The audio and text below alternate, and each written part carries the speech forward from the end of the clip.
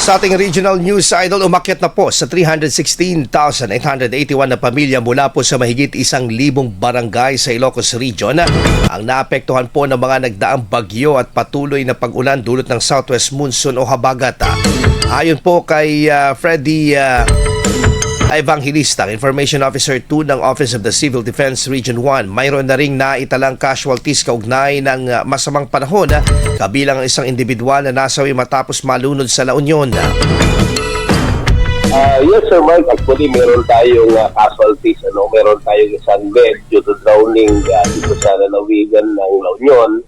At meron din tayong isang injured, particularly municipality of Suyo, Ilocos Sur, due to landslide. But may mga na-receive tayong report dito nakaraan lang na meron tayong reported ulit na dalawang drowning incident in Laguilian, La Union. But ongoing yung conduct ng search and rescue operations.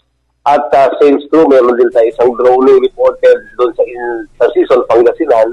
I-endorse po natin ito, sir, sa MDM cluster or sa management of the missing cluster through the DILG to validate this incident.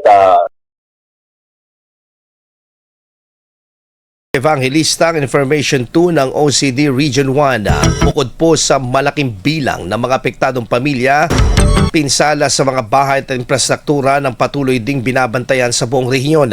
Sa inisyal na datos, nasa 358 na kabahayan po na mga napinsala sa Ilocos Sur, La Union at Pangasinan, habang mahigit 200 na kalsada at tulay naman ang napektado sa tuloy-tuloy na pag-ulan at pagbaha. Nananatili ring nakataas po ang alert status ng disaster response agencies. Nasa white alert level ang Ilocos Norte at Ilocos Sur, habang blue alert level naman ang La Union at Pangasinan.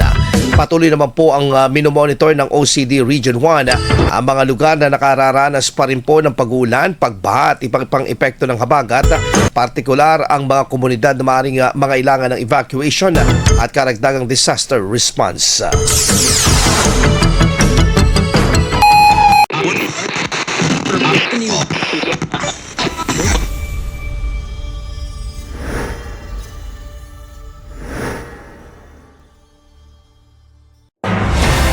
IFM News. IFM News.